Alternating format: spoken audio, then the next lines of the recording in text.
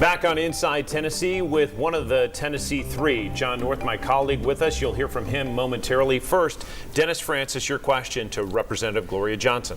When did the Second Amendment become more important than my second grader?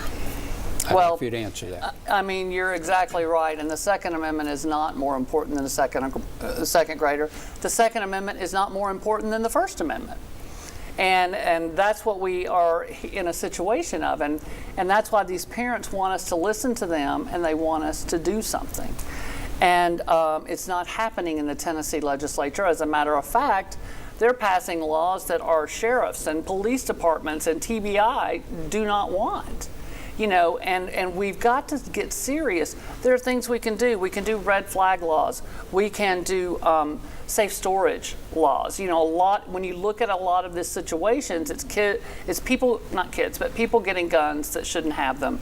It's people getting access from guns in their house that weren't stored correctly, that sort of thing. And I'm not going to say it's going to solve every problem, but it can put a huge dent in it. And we are the only nation in the world that has this type of problem.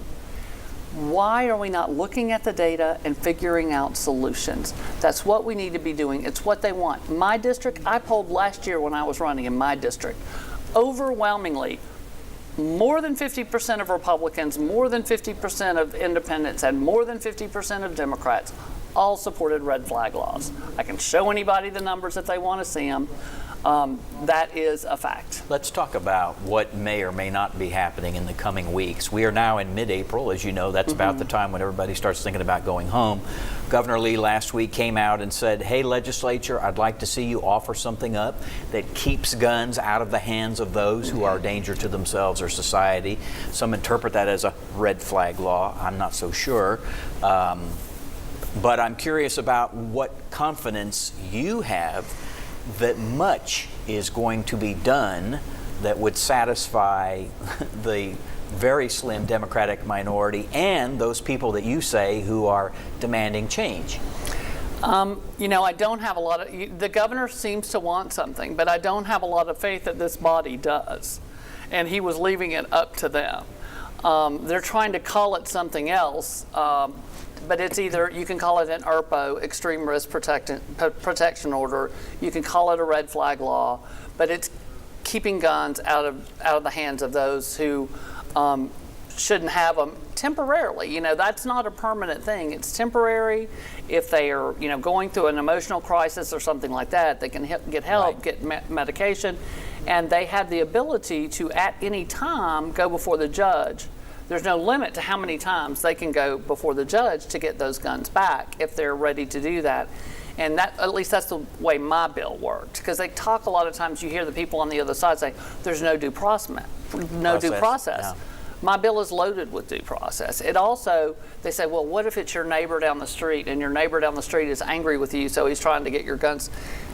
My bill doesn't allow for that. It has to be someone very, very close who knows you well, lives with you, close, very close, you know, immediate family type relative, or the police. Here's my suspicion, that there is all this hue and cry. People are really upset about this, and not a whole lot ultimately is going to come out of it. That is the fear, but that is why we are building this coalition that is going to show up and continue to show up all the time. We've got Reverend Barber coming in on Monday, and we have talked to people all across the state and people all across the country, and we spent time talking with the Vice President about building movements and maintaining those movements and bringing in partners so that you can continue to fight an issue, even though when some people let it die or they think, well, that press cycle is done.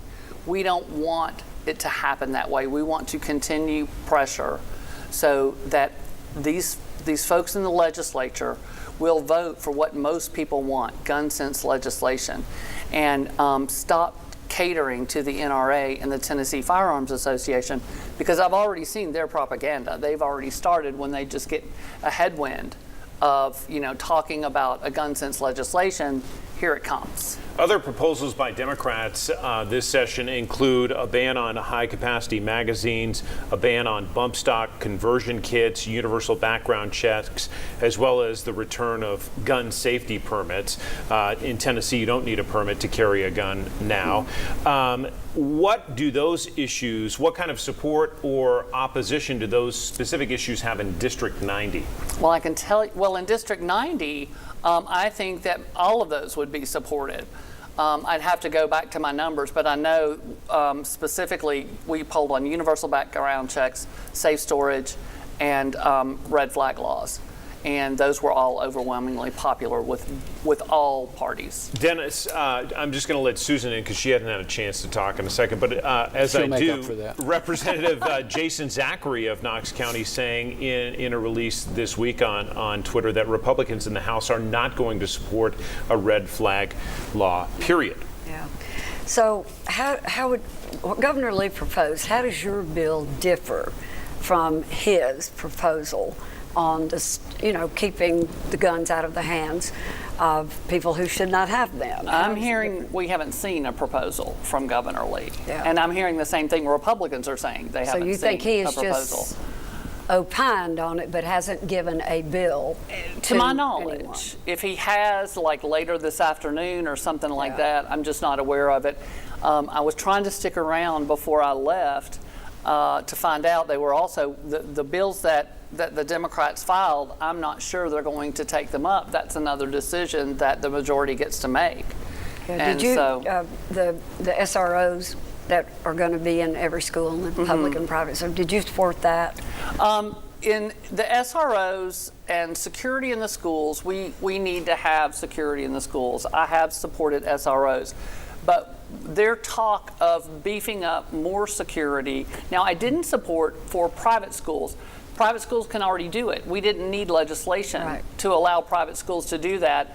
And what their legislation was going to do was have the public pay for it. And I think private schools should pay for their own security, as they do for everything else. Including a place like Covenant? Yes.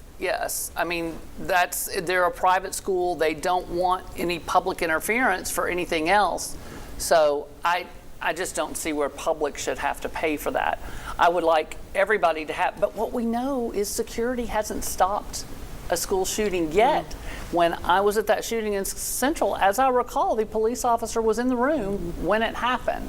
And so even Leader Lamberth said, well, you know, if what we need is a tank in front of every school, we will put a tank in front of every school. This is not problem solving. If we can't harden our schools, like who wants to walk into a school with a tank sitting in front?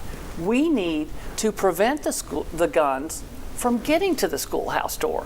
Do you want a gunfight at the schoolhouse door? Do you want tanks shooting at folks from a schoolhouse door? No, we want the guns never to get to the schoolhouse door, because when there's a gunfight, we lose lives. But Gloria, I've got to take a quick break. I'm going to let both you and Dennis All right. in, but we've got to take a quick one right here on Inside Tennessee. Back with more.